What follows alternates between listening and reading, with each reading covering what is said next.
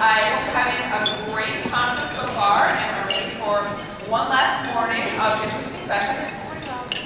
This year, the Summer Institute Program Committee was inspired to try something new and innovative for the closing day of the conference. We wanted something fun and fast-paced to leave you feeling energized and excited for the coming school year and Student Youth Club. We're calling the session the Hot Ideas. And in the next 30 minutes, you will hear from 5 presenters. They will each speak for 5 minutes about one idea. And the ideas are all about using technology in the classroom.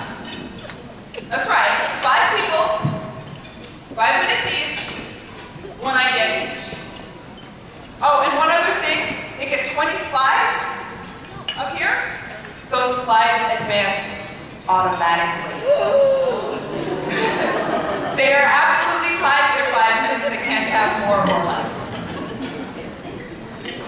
Our presenters are veteran teachers in ABE, and I'll be introducing each one of them as they come up to the stage. Now I have to say, a few of our presenters, a little bit nervous about being up here on stage in front of everybody, right? So in the spirit of recognizing the bravery it takes to try something new in front of 400 people, please put on your best ABE teacher hats. Okay? We're going to put on your best hat. Okay? And be all those things that we know ABE teachers are at their best. Kind, patient, and supportive. All right, so now that you know what you're in for, it's time to introduce the first speaker.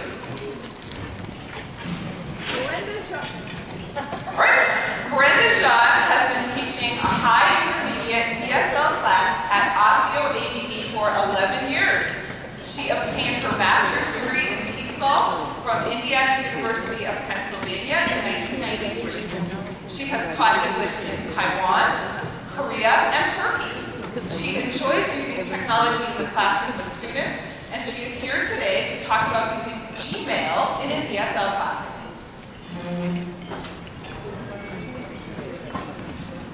Check your email. This is the first thing my students hear when they enter the computer classroom. In January 2009, I decided to use email with my students in the classroom, and I found it's very effective. And today I'd like to give you a few highlights of what it's like to use email with students. In today's world, computers are everywhere, and email is right now kind of the main form of communication. Businesses are going paperless, and workers are expected to check email to find out about schedule changes and any meetings or events happening for the company. Schools are going paperless. Everything from report cards to schedules to important information about tests or problems at the school are coming out through email.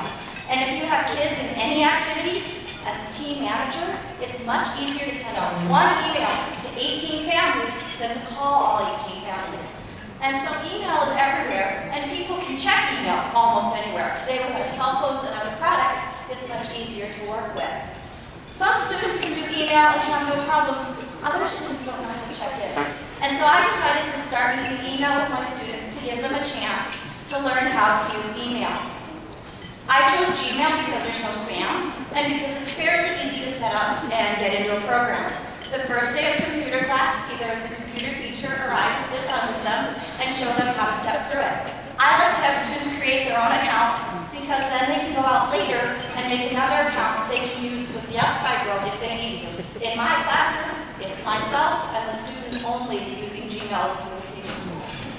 One thing we have them do is sign an agreement that they have a few rules. Just myself and the student, no spam, no hate mail, all those kind of fun things. And I also ask for their username and their password, because students often forget these two things. I keep these in a 3-ring binder in the classroom, and so I can help students who forget their passwords, or when students return and haven't used it for months, or maybe years, we can get them back in session. Every Monday and Wednesday, I send an email to my students. I can send it from home, I can send it from school, I can even send it to them if I'm not going to be in class and let them know about the substitute teacher. I will ask a few questions, give them some information, and give them their assignment in the computer room for the rest of the class. That can make them independent in the computer room. Here's an example of some questions I might ask. Sometimes I like to check to see, are they getting the grammar point we're working on? How much do they know about a topic before we study a topic? How much do they remember about something we did last week or 2 weeks ago? And then I like to give them their assignment for the rest of the class time. Often I like to give them an email link or a link to a website, because then that's in their email. They can go back later and they can check their email and continue working. I don't personally check spelling, but some students like to know about spelling. And so there is a feature in Gmail where they can learn how to check their own spelling. And I will show them how to do that for the ones that would like to check spelling. The one thing I do think is important to do is showing them how to attach a file or a photo. And so to save paper in our school, I will have students type their papers into the computer, email them to me so I can read them at my leisure later, and we can make changes until their paper is ready to be printed and used. In our school, students are supposed to let us know when they cannot come to class. Usually they call, but not every student likes to call. For those who like to email, using email regularly, I get a lot more emails now letting me know that students are not coming to class than I did before. I also get emails from former students wanting to know how to come back to school. I get emails from students after they have babies. I get emails from students when they're visiting their country letting me know how their trip is going. Sometimes I even get photos. So after students have babies, they will often email me and send me pictures of the baby. This summer I'm getting pictures from a student as he's taking his family around Minneapolis, St. Paul. The latest pictures are from Como Zoo. So students can communicate with me that way.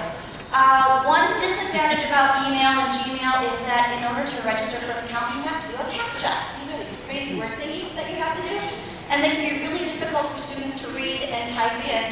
And you may have to do this several times before you can get your account set up. Our other problem we have at our site is we have done so many emails on our network that we now have to have a verification code through a cell phone in order to finish off our accounts. Not every student has a cell phone, but so far I've been lucky enough that I've got someone in the classroom who's willing to let us use their phone. Some students take to email right away, and some students you have to walk them through the process every time they walk into the classroom. But I've found that students can do email, and even those who are having problems will often find someone in the classroom who's willing to help them and teach them. But I'm finding that using email is making the students more confident with computers and is giving them another voice in the world today. Thank you. Thank you, Brenda. That was great. All right, our next presenter is Andy Albee. Andy Albee is a 20-year teacher of mathematics who has been teaching ABE at the Robbinsdale Adult Academic Program for 13 years. He has presented at Summer Institute for 8 years and has received ABE Teacher of the Year in 2004. He is a member of the Minnesota Numeracy Initiative A-Team and MNI 11. He is chair of the AAP Technology Committee, and he is here today to present on the AAP use of smartboard technology and why it is beneficial to the AAP program and their students. Welcome, Andy.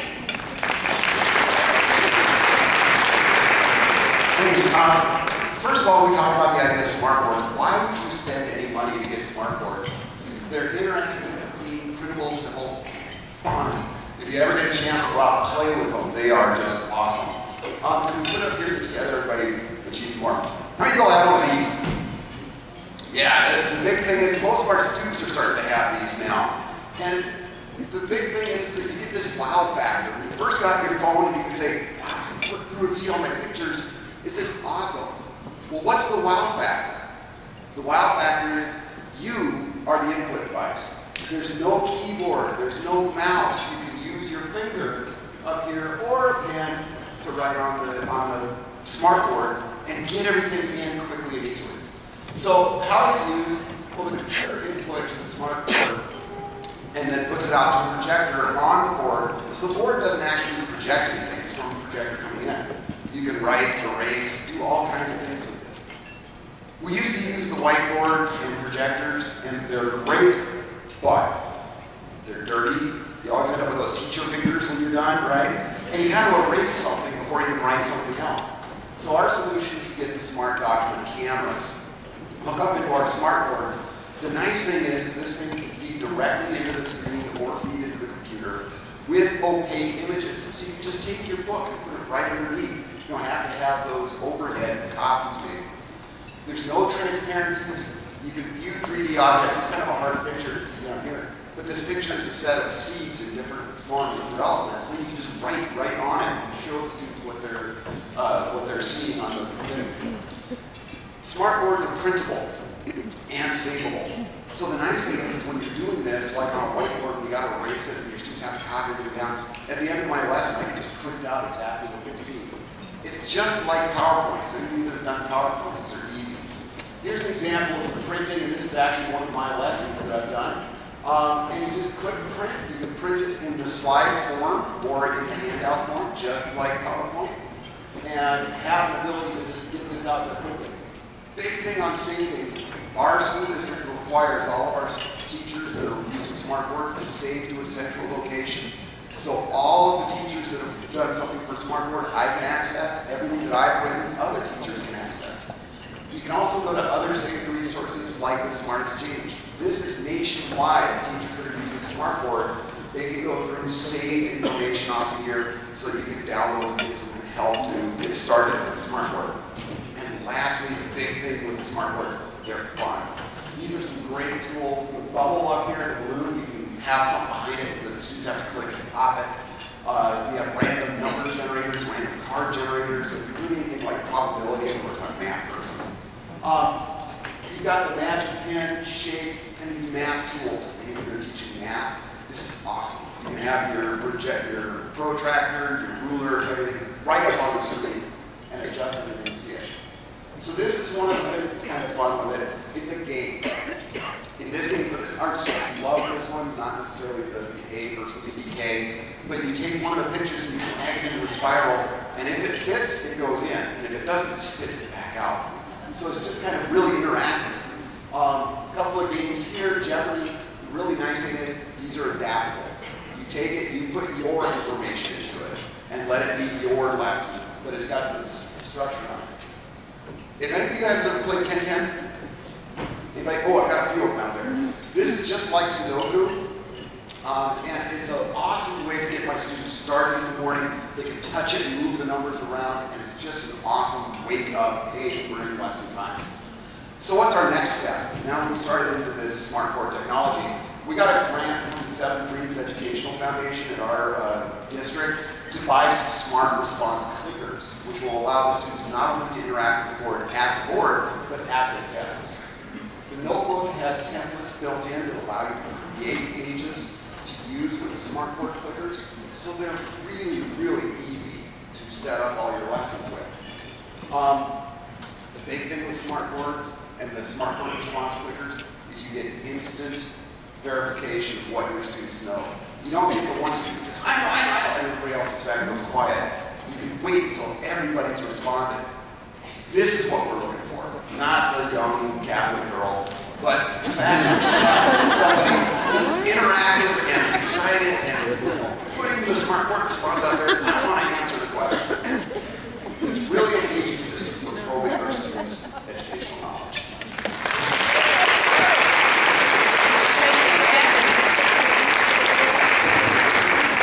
All right, and if you're excited about what Andy had to say there at the end of his session, you're going to be really excited about our next speaker, because she's going to piggyback on what he was talking about.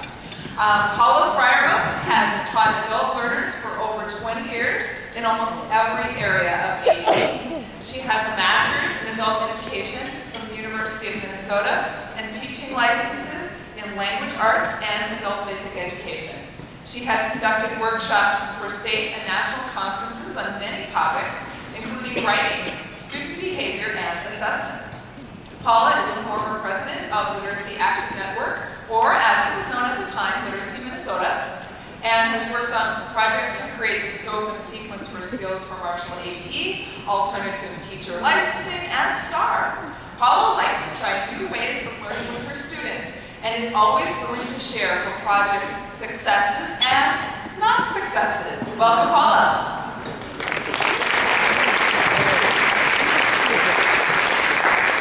I'm going to talk about using in-class polling with your classes using turning technologies. And it's a way of finding out what students know, where they're not just nodding their heads, or you're getting the glazed look, or that one student who always says, yes, I know. Because I want to know, how do I know if they know it? We want to know if they know it, but how do you know that? Those blank stares don't help at all. So when I turned to using the polling technology through Turning Point, I'm able to find out what every student needs to know. Every student has to respond. I ask a multiple choice question like this one. Everybody has a little clicker, and they have to press the answer. And I can see what percent of my class knows it, what percent doesn't, and I get to know what's going on from there. So to do this, every student gets one of these little clickers. It looks like a little calculator, but it isn't. And then there's a small receiver that gets plugged into your computer. The software to do this is a free download. The clickers and the receiver together for a class of about 20 will cost around $1,200, so it's not even out of, it's fiscally responsible money. So this is the type of question I use, and this is a prior knowledge question to find out how much do I have to teach about a topic. So I'll ask the question, I put it up as a PowerPoint slide, and the students then would click their response. Once I close polling, once I know that everybody has answered it, I get the graphic of what percent have it, and then what answers did they not have. This also helps me figure out what's going on, so I can tell if they're not getting it right, how are they getting it wrong, so I know what's happening with it. I do this a lot. This type of question is an after class, after instruction. It's immediate, it's right there. I'm not waiting to do a worksheet or quiz later, and I find out that they know the wrong information, and at that point, it's ingrained in their head, and it's really hard to get it out. I can be talking about a subject and then immediately ask a question and find out, do I have to reteach this now? How much do I have to reteach? Every student is required to answer. You can't cheat. You have to participate. You can't just sit there and be a passive student. And students love to do this. They say, oh, that's like American Idol voting. And I think that's wonderful. I've used it a lot with writing, some reading, and a lot with math. One of the problems with math is some of the reading ones is the slides get very full. You can't really see anything. It's like this math book. There's a diagram that I wanted them to do, and that's very difficult to see, and this one with all the words. So one of my solutions was give them the questions on paper. They'll still click, but they have the paper in front of them with the size they can see, because students often can't see far. They're not wearing their glasses. They don't have their glasses. It's just too much wording, like it is with many PowerPoint slides. You don't want to have a lot of words on them. Another thing I do, because sometimes I just want to ask a question real fast, or I'm using a book, I have question template slides, which are just blank. This one, actually, I have these, like 40 or 50 of these numbered questions that match the Step on GED workbook. So this is question 1. I can turn to any page in any of the books and say, okay, turn to page 59, do question 1, you have your answer, click it. It's not content specific, so I can get a fast response to that question as soon as I need it. And that's very helpful for test prep and figuring out what's going on and seeing, do the students get what we're doing? This kind of graph shows the class as a whole. So if I want to know what individual students are doing, I can assign a clicker to a student. I can say, you're assigned to clicker 5, and then I get different graphs after class that can show me how they answered each type of question. They come out as Excel spreadsheets. And I can see that this person with clicker 1, or clicker 5, who's participant 1, answered this way, this way, this way, and I know who had that clicker number. So I can go back later and set up a remediation plan if they're just totally not getting it. Because maybe just that one student isn't getting it, so it's not a whole class thing. So to set these up, when you download the software from Turning Technologies, you end up with a new ribbon for your PowerPoint toolbar. It has looked like this until July 31st of this year, when they set out a new update, also free, and now it looks like this. And it's a much easier one to use because now you can use the polling, in-class polling, in any Microsoft Office document. So if you just have a straight Word document up, you can call up polling right away in the middle of the document. You don't need to do it through PowerPoint. We have lots of free downloads on the Turning Technologies website. The ones I like the most are the video tutorials. Very helpful, very free. They've got me through a lot of things. Thank you, Paula. All right, moving right along. Next up is Heather Turngren. And Heather is a teacher and curriculum coordinator with Minneapolis Adult Basic Education. She earned ABE licensure and a master's in adult education from the University of Minnesota. She has been teaching with Minneapolis Adult Education for 12 years, and Heather will discuss a free online course management system called Schoology.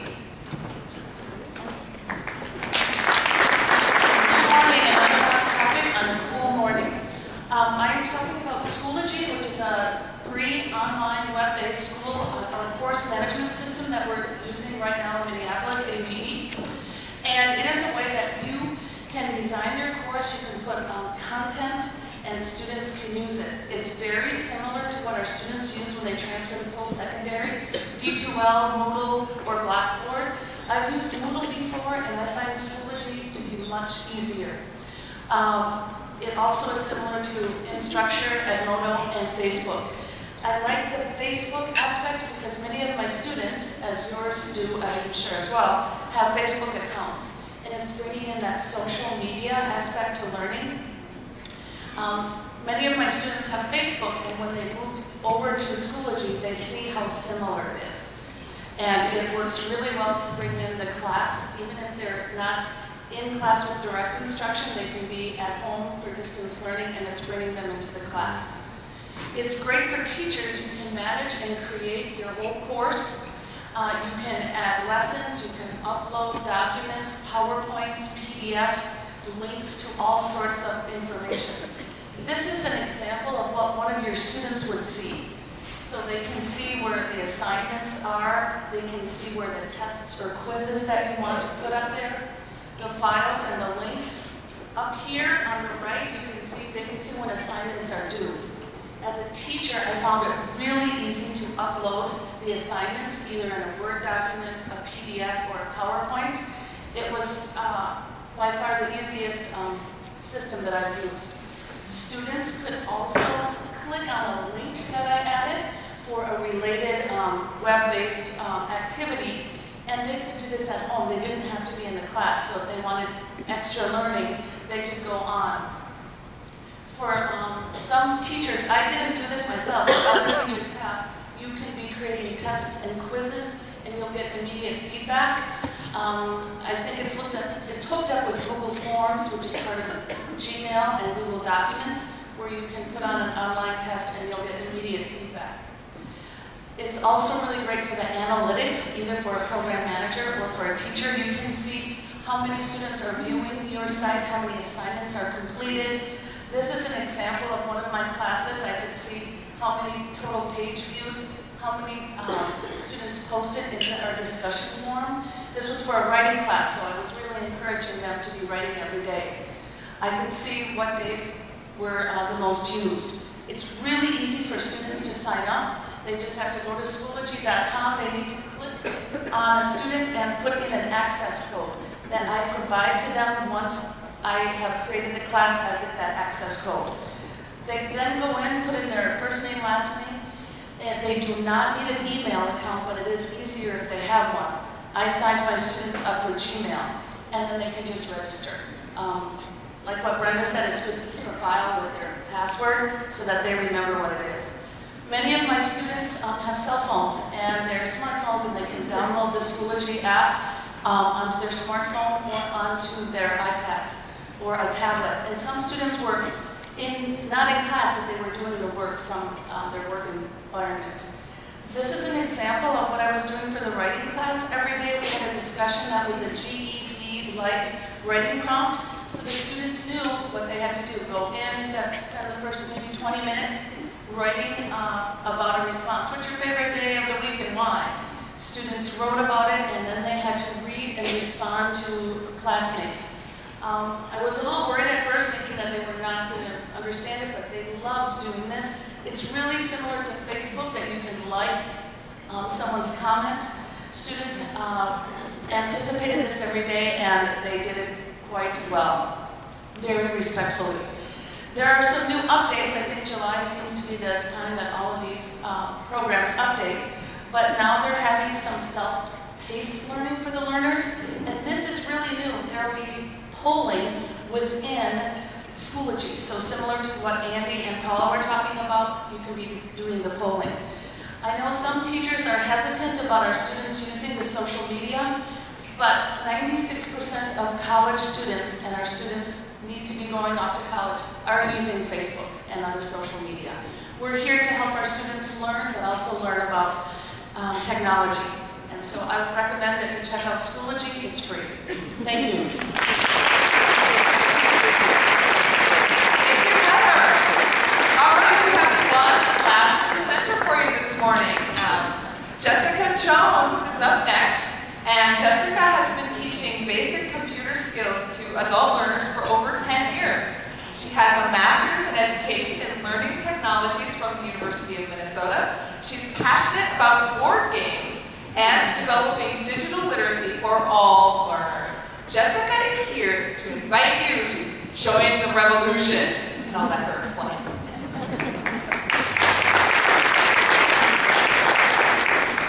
Good morning. Well, I do hope that you all think of yourselves as revolutionaries after this presentation. There is a revolution going on in my classroom. I want to tell you how it began with one small change.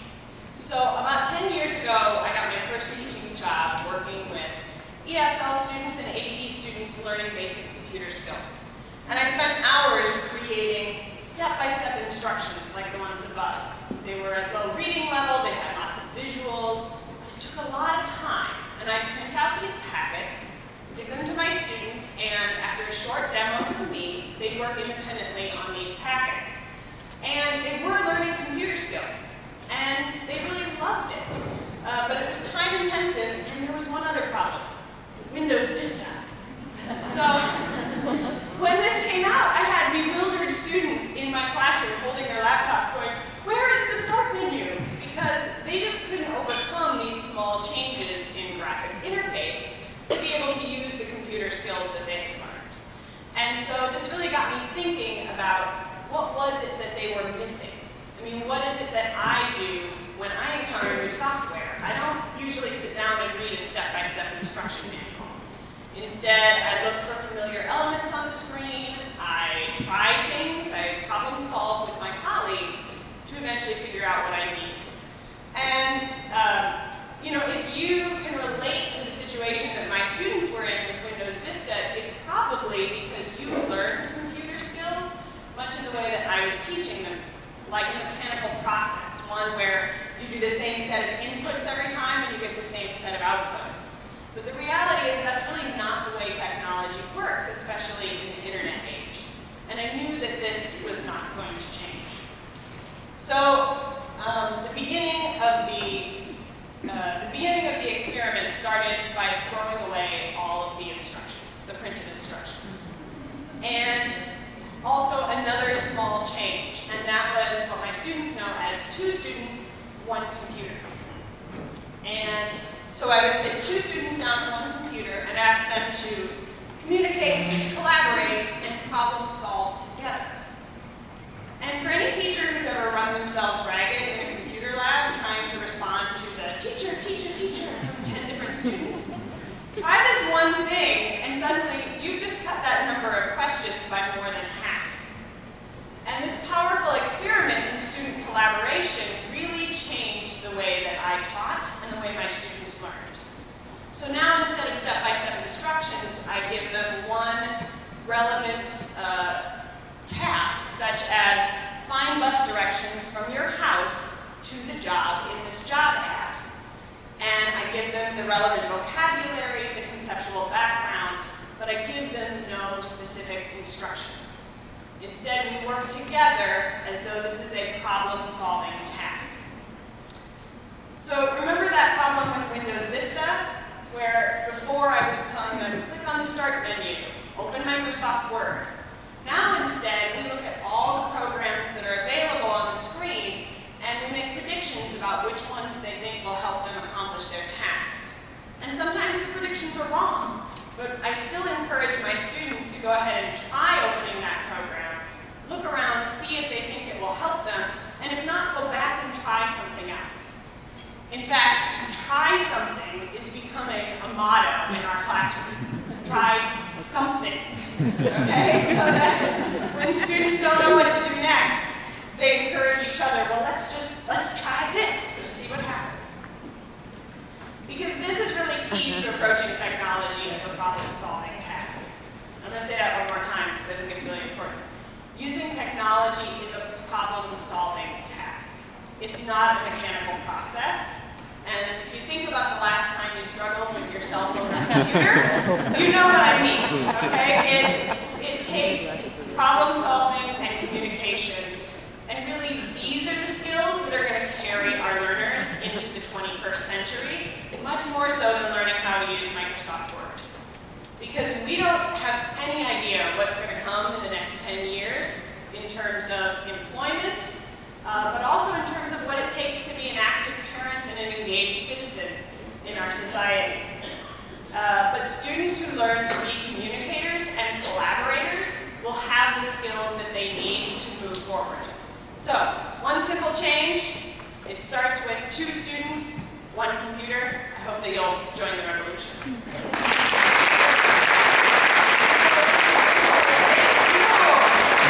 I think we should have everybody vote taken. One last round of applause. All my presenters. Brenda, Annie, Paula, Heather, and Jessica. Great job so much. All right. I would like to draw your attention to a handout that's at your tables. Each of our presenters has provided us with one website with information where you can find out more about what they spoke to you about this morning.